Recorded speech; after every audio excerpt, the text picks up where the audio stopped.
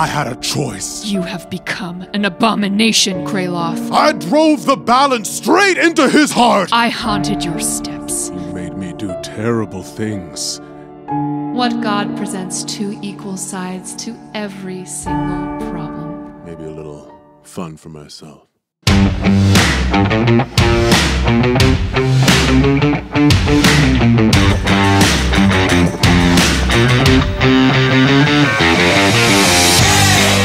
Welcome back to Dice Shame. This is episode 127, Last Night, Part 3, Dead Man Walking.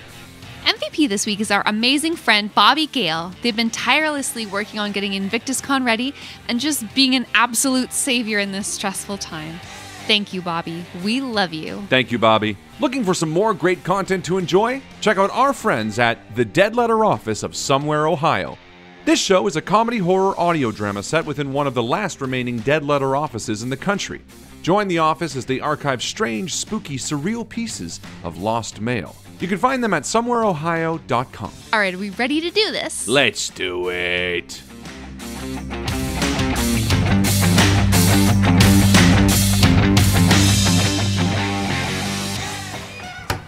Craeloth, you enter the room to the inn.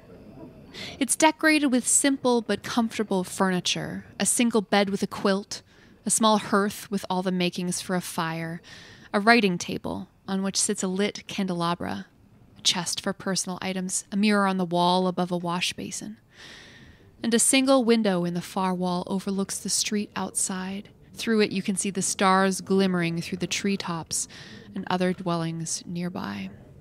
As you close the door, you shut out the outside world, and you are now alone. Craeloth's mouth is plastered in a big grin as he walks to the writing table, shaking his head, a look of fondness in his eyes, but something else behind it.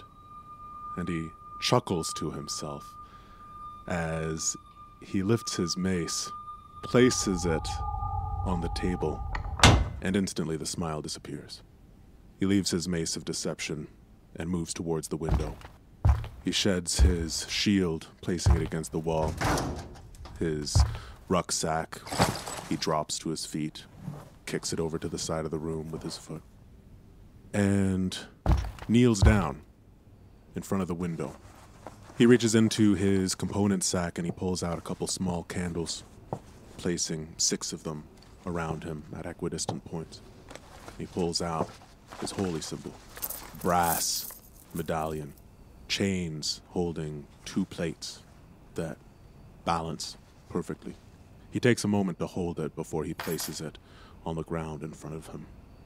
And he glances outside, seeing the stars twinkling, and then he closes his eyes and tries to commune with his god. Kalimvor, my lord, these past few days have been a difficult journey, but I've come to a realization, come to the realization. I know what I am. I know what I have become. And in your eyes, it is something unforgivable. I am void, a blight upon Faerun. But it doesn't have to be. I am still your loyal servant. Speak to me, Kalimvor. Show me the way, and I will follow the path you set before us, as I have always done. And he sits, and he waits for a response. A few moments pass, and then the candle that's lit in front of you begins to flicker. Craeloth opens his eye, watches it, reaches within. Do I feel anything? No, you feel empty as ever. And as you watch the flickering of this candle, you feel it. A bare breeze on your skin, some crack in the window frame maybe. It's just a breeze. Your absence, it concerns me. After what happened to me, I thought I felt nothing. But there is something there, isn't there? He opens his eyes, looks out the window again. An owl hoots in the distance. Something. A quiet tug. A thread of the unknown waiting to be unraveled, revealed. Something that I haven't had the clarity to see until now, as if the constant churning in my heart has stilled, and I can now see through clear waters to the muck below and the things that lurk in the deep. There is something there, and it is dark, Kalimvor, and powerful.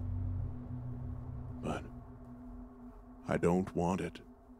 Whatever it is, I would do anything not to.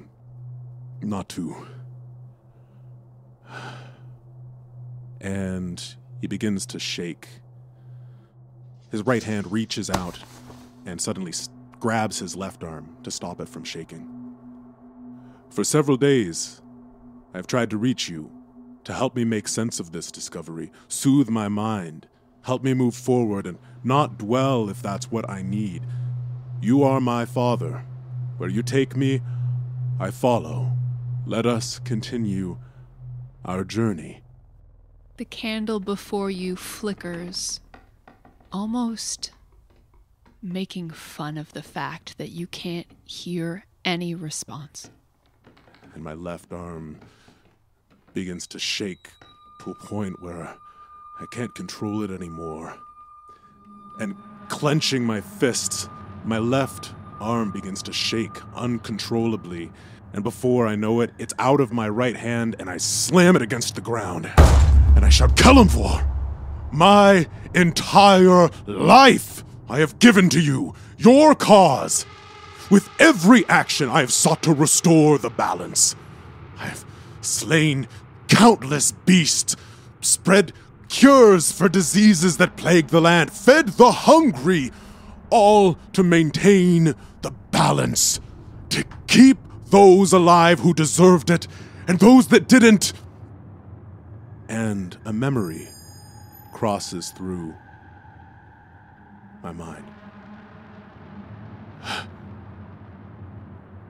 Jackson. Remember Jackson? Do you remember what I did for you? When he turned, I had a choice. I could spare him, whatever he was. Let him continue to exist. He wasn't harming no one. Even after what he went through, he wouldn't. He was a good boy, Kalimvor. So I could have spared him. Or I could uphold the balance. Your balance. I could have let him remain, but I didn't. I made that choice for you. I drove the balance straight into his heart to appease you. He was my brother. My little brother. And he would have never left my side.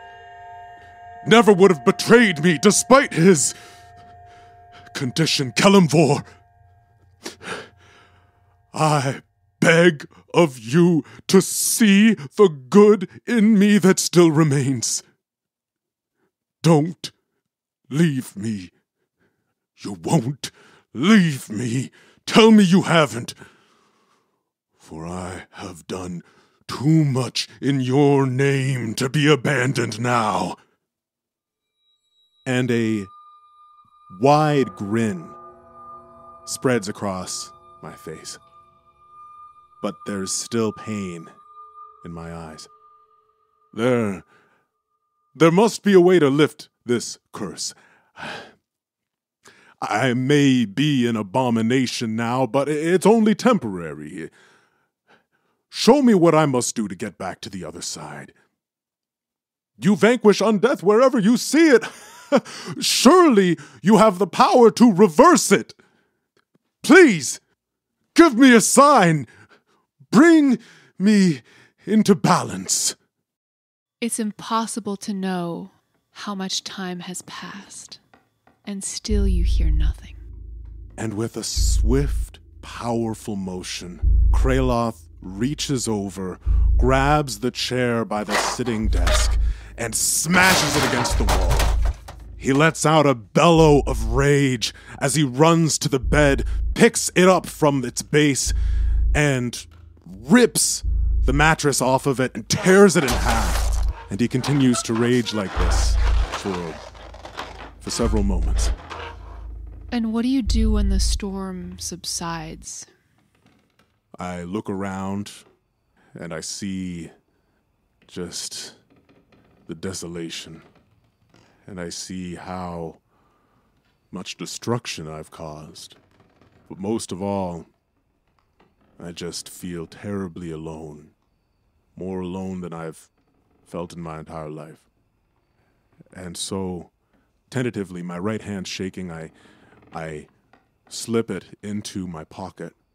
And I pull out the ring that I've been afraid to wear the past several days. And I place it on my finger to speak with my old captain. The figure of Captain Tranyeros materializes slowly before you. He glares reproachfully at you and says nothing. Captain Tranyeros, I regret to inform you that I have lost touch with the balance, and Kelemvor has severed his connection with me. But it isn't over. I'm still here. I'm still as good a soldier as I ever was, and I'm ready to continue my duty and do what must be done to restore the balance and atone in the eyes of Kelemvor. I await your command. He watches you for another moment, and then he shakes his head. So it's come to this. I haunted your steps, plagued your days, spent my essence to warn you, to instruct you, to tell you what you must do. Recover your memory, retrieve your soul from the repository, free our company from undeath. I saw you perish on the battlefield, saw that vile creature extinguish your flame, and I thought all was lost. And then, I know not by what magic your body is animated here and now, but what I do know for certain is that the worst is befallen us. The company is lost, and any hope of recovering your soul to your body is dashed to pieces. You have become an abomination, Craeloth, the very ones we'd come to kill. The spark of life is gone from you, a shameful husk. And Kelemvor turns from you now, rightfully, having insulted him. No, it might be this way for me, but I can still complete the mission, and perhaps if I were to recover my spirit, it would undo this condition. No, Craeloth, your course is clear. Death is but a part of life. You have spent many centuries evading its grasp, and now you are become it, and worse. You must finish the journey. Die with dignity. Neither raging nor seeking to embrace undeath. Do honor to the dead, for their strivings in life brought Faerun and 1,000 planes otherwise. to where it is now. Death is a part of life. There. You are telling me the rights of Kalimvor. You are suggesting that despite the good nature that resides within me, despite everything I have done for the knights and for Kalimvor himself, that I am just to put an end to my existence? Is this what you're telling me, Trenyaros? He nudges a shard of mirror with his foot, kicks it across the floor towards you, and it clatters at your feet. Look in the mirror there. See your hollow visage. See your cowardice. And do what is right. And he turns and walks from you, dissipating with every step. No. Craeloth sees the mirror on the ground, but he doesn't look in it. Eyebrows furrowed, he shakes his head. No. No. No! And with 2 powerful steps, he marches towards the window, rips the ring off of his finger, and with a mighty throw of his left hand, he whips it through the window, shattering the glass. I will not reduce myself to nothing. You are wrong, Trenyaros. You are wrong. After everything I did for you, and you, Kalimvor, if you will not accept me as I am, then perhaps you should just do well to despise me.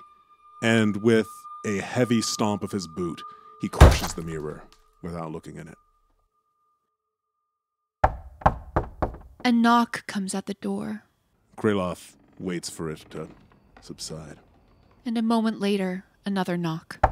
Go away! You find your heart begins to beat quickly, and the air in the room begins to boil. Or there's not enough of it or something. You feel suffocated. What is this? What is this? Some sort of wizard trick? Jack! If this is you! He stomps over to the front door and he whips it open, slamming it against the wall. Get away from my... There's no one there. The hall is pitch dark. Empty.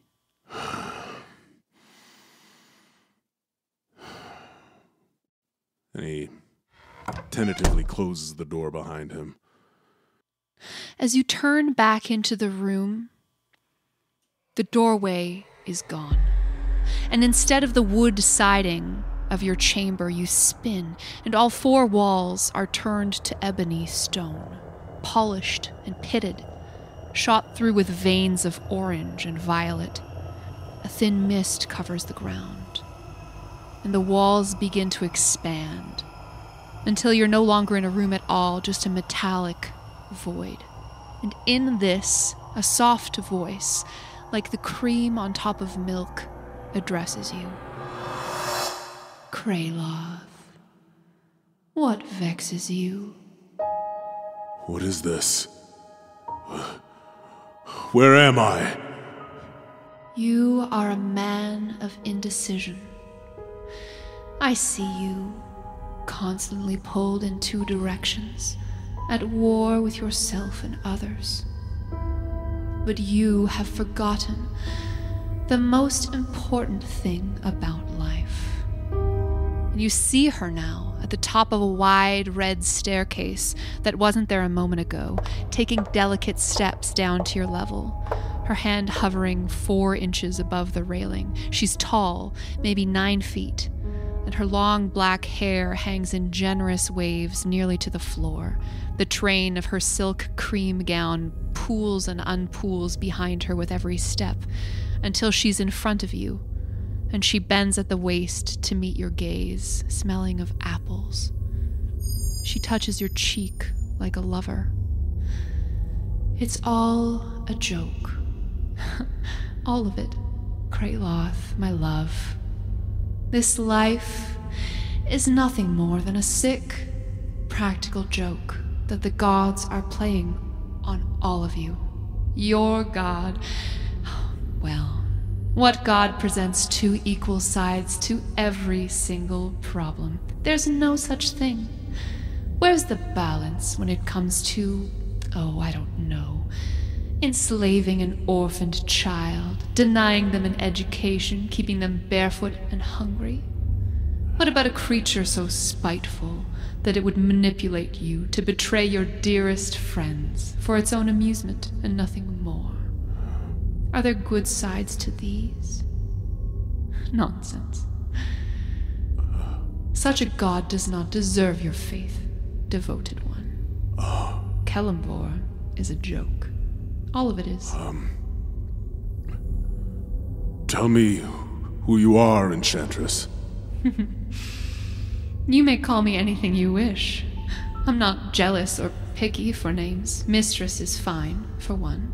Or Rael, if you prefer a closer relationship. I am the goddess of second chances, of free will, of death and undeath. And, dear Craeloth, I forgive you for the so-called sin of defending your companions into the afterlife and past it, into a body that decays. And she stands straight and walks around you, looking you up and down. Celeborn would have me end my life. You present a different path. I present many paths. I believe that you should decide. Your order of knights was not helped by your faith in Celeborn. You were abandoned by him, one by one, abandoned by the god of balance, left cold and alone. And what even is balance? Who decides? How is that fair? It is all I've known. I don't know how else to be. Of course. And it has been a long life, hasn't it? What a tragedy that you can recall so little. Whose fault do you think that is, Craeloth? Who keeps you sheltered in ignorance, a pet? I can see that you're conflicted. Yes, I don't understand. I just feel so lost and alone, and I see your suffering. I see it, and I take no pleasure from it. I see you, hollow, alone. Craeloth, let me lift you. As an undead creature, you are free and interesting, and hells, you have the potential to become more powerful than ever. Perfectionism is exhausting, darling. I want you as you are, broken, ruined, injured. Let me love you. Let me help you see yourself the way I see you, not as some disgusting injury to the pride of some deity who couldn't give two shits about you, but as a man who can enjoy his own agency, who can take revenge on those who wrong him, without asking, "Daddy, pretty please?" Someone who can laugh again. You do have such a beautiful laugh. I don't know what to say. It's all happening so fast. Of course. You are a god, a goddess. Yes. The goddess of broken souls like me. Independence. Choosing for yourself. I am happy to sweep up the broken pieces of lives that are shattered by the whims of gods who care little for their subjects.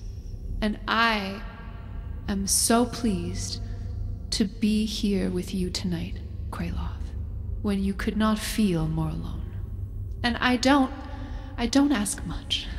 What is it that you want from me? You seem like the type of being to only suggest things unless you're getting something in return. Oh, come now. I don't seem so contrite. I only ask for a little fun. What kind of fun? Something that will help you find yourself. Let's face it, Craeloth. You are the way you are for a reason. Because of what happened to you. But we can enjoy a better future. You can walk a path that brings you love and life. And I want that for you. Are you able to tell me what happened to me? When that creature felled me, I knew it was the end, and yet I came back, and I can't explain it. I don't know how. A pesky curse, though strong, I'm afraid. You were given a second chance, but with a cost. And I am not able to undo its effects, though I can make them more palatable. Speaking of which, The towering goddess gestures, and a table spread with a feast appears before you. food. Not just nourishment, but pleasure. Craeloth, as you well know, food means family, and love, and sharing, and to you as you are, it is ash in your mouth. I can make food taste good again. Here, try this. She selects a gleaming apple and throws it to you. And I catch it and tentatively take a bite out of it, watching her the whole time, until the taste reaches my tongue. And I pull the apple back and look at it in amazement. Its skin is snappy and crisp. Its flesh is bright and crunchy, sweet, tart, and juice runs down your finger from the bite. I've never tasted anything like this. It's just an apple. But it's more than that for you, and I know that. There must be some cost. This is not a trick. Though you are a clever man, to assume a goddess would want something desperately of you. No, Craeloth. I suppose I'm just the consolation prize. The consolation prize? Explain. After your beloved father figure turns his back and walks out the door on you, someone needs to step in and pick up the pieces.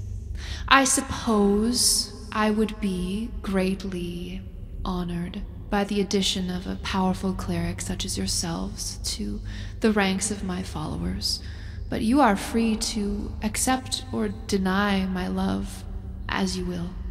And Craeloth looks at the table. Your food is delicious, but I'm still not entirely sure what I'm bargaining for. You say that I have the right to choose. What is it that I'm choosing? I want you to set aside the scales of Kelemvor that hang so heavily upon your neck. He's not listening to you, Craeloth. He doesn't care. You don't know that. He could be just waiting for the right moment to show me the way. Yes, maybe he's busy. Excuse me, I jest. As I said, it's a poor joke. He doesn't have a great sense of humor, but it is a little funny. A man like me doesn't put down the scales lightly, you understand. You wouldn't be half the cleric that you are if you weren't so devoted.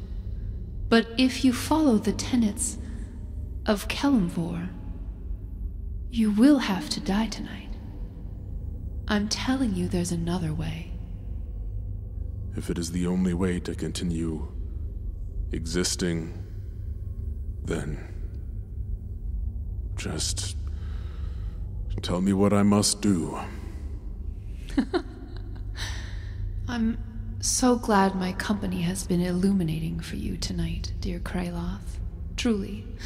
I saw the way that elf woman turned her nose up at you. You deserve better.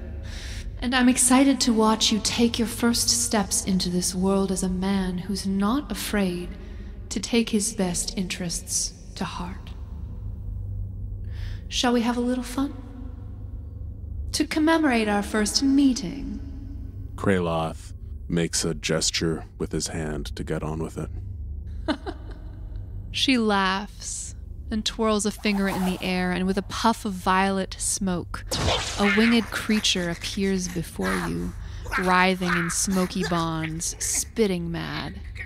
It's Aglap, the imp, the creature Jack summoned weeks and months ago, who introduced itself to you as Shaxel. Now here's a wretched thing. The very imp who manipulated you into stealing from your companions. Do you remember Red's reaction when he found out you chose to let Asta die? And who do you think is responsible for that suffering? You made me do terrible things. This creature, how did you get it here? It's evaded us for months. I'm a goddess, Craeloth. I'm trying to help you. What justice would you mete out, Craeloth, now that you are a man whose will be done without consulting the exhausting whims of a god who hates you? You should kill this creature. It is no good. It'll trick you into terrible things, mistress. You should be done with it. End it. Put it out of its misery. Rid the world of something so terrible. Oh, yes, I should. Or I should allow you to decide. Decide? Decide what? Will you have me free this creature? Or will you kill it? You can't free the creature. It'll wreak havoc on Faerun again. It'll take unsuspecting travelers like myself and maybe misguided wizards like Jack and get them to do terrible things. We can't let it escape. Not just that, darling, but what it has done to you. It made me hurt my friends. I do, more than anything, want to exact my vengeance upon this creature. But I can't help but feel that there's something here that I'm missing, something that I'll regret. And Craeloth walks towards the imp. And he gets within a foot of it. And he looks at it closely. What's it doing? Struggling against these shadowy bonds. Its wings are flexing painfully against its magical shackles. This creature not only took from me, and not only made me take from my friends, but it damaged the trust that I have and that our party has with each other. And it's been a long road to get that back. In my heart, I know that this isn't my call to make. And Craeloth's left hand begins to shake again as he remembers the times that he had stolen from his friends, the feeling of guilt that racked him, one of those feelings that had been deep down within him that he hadn't been able to feel, but now, in this space, he can. And not only the guilt, but the pain he saw in Red's eyes when he chose not to revive Asta, and the confusion and bewilderment in Doran and Jack. I can't help but feel like the decision is not up to me, mistress. The balance must be maintained. Me exacting judgment on this creature is not in line with what everything I know would have in store for him. That's not up to me. I must maintain the natural order and balance of life. Even if it's what I know is from... And his arm is shaking wildly now, and his fist is clenching and unclenching, and he reaches over with his right hand to stay it. You find the mace is actually clasped in your hands now. It wasn't there before, and here it is. And in a moment of peace, he looks down at this mace in his left hand, and it looks different in this new ethereal atmosphere. There is a golden light tinged with dark purple, and a surge of warmth and fire fills his belly, rising into his throat and into his face and into his eyes as he raises them to look at Aglab. And he says, "Fuck the balance." And with a strong smash of his mace, he pulverizes the imp into ethereal nothingness. The goddess erupts into applause. Beautiful, Craeloth, beautiful. Better than I could have even hoped for you. Oh, I'm so proud. Craeloth wipes blood from his face.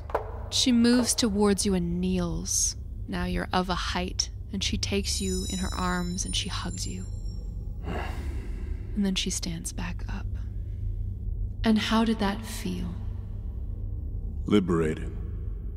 Of course it did. And more than that, you can feel now. She bends and she wipes the gore from your face. It felt like I was doing that for myself, not for anyone else. You were. And she's getting a little bit emotional now. She wipes the tears from her eyes. Why do you weep? I'm proud of you, Craeloth. It takes a great will to cast off centuries of oppression, to see your way through to your own desires and take what you need from this life. And I see a great future for you. And more than that, I know your body betrays you. You deserve a vitality denied to you by your circumstance. She lovingly bends and takes your forearm and flips it up, palm up. And then she draws a single pointed nail across your skin, opening a seam in your flesh. Searing pain and blood, and she grips your wrist in her vice-like hand, and then, in just a moment, your flesh knits back together. Her lashes flutter, and she's holding your gaze, looking into your face, her pupils liquid, a smile on her lips. And why shouldn't you enjoy all that this new body offers you? You deserve it. A gift. One of many. The gift of life for the undead. Mistress, I don't know if I should thank you or curse you, but I suppose I'll thank you. For now. The important thing is that it's your choice. So what now? I do feel again. But I'm also an abomination in the eyes of, if not you, and maybe one day myself, in the eyes of the rest of Faerun. Who cares? She sort of flicks a long strand of hair over her shoulder. If they've got a problem with you, sweetheart, they've got a problem with me.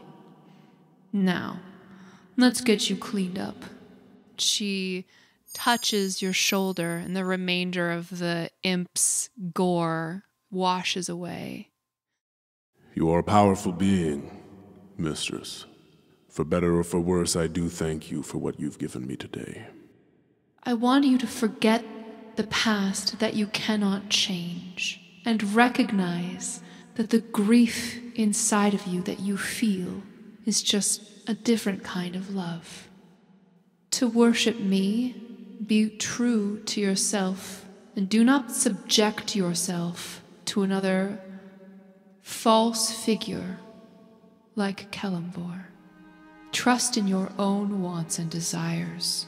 They will take you far. Well, if that is all, I think I'll start this new journey with some ale and a good meal. Maybe a little fun for myself. I highly recommend it.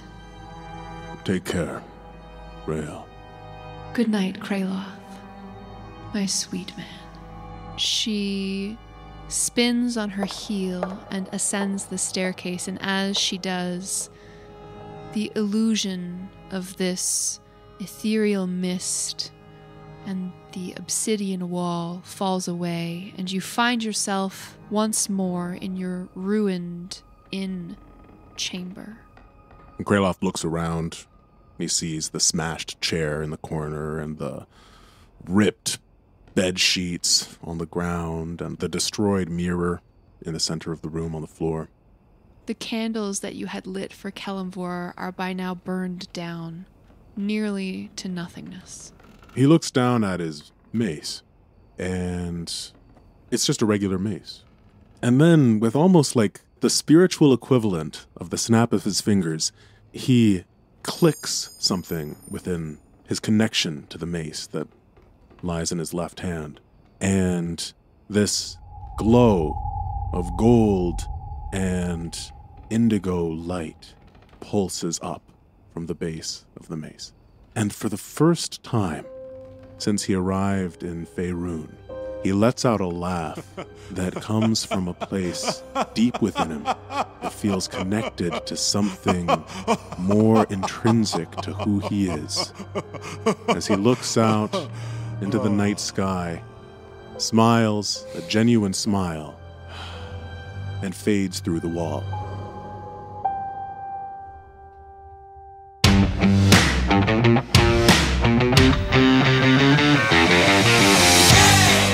Thank you once again to our wonderful Patreon supporters, Christopher Ryan Evans, Merlin, Mitchell Cadwell, Alex Reed, Michael and Brianna Weber, Colin Burkhardt, Daniel, Doug, Gray, Jackie and Rain, Jessica Orrit, Jonah Goldman, Melanie Sheehan, Lars, and Mari Kaniski.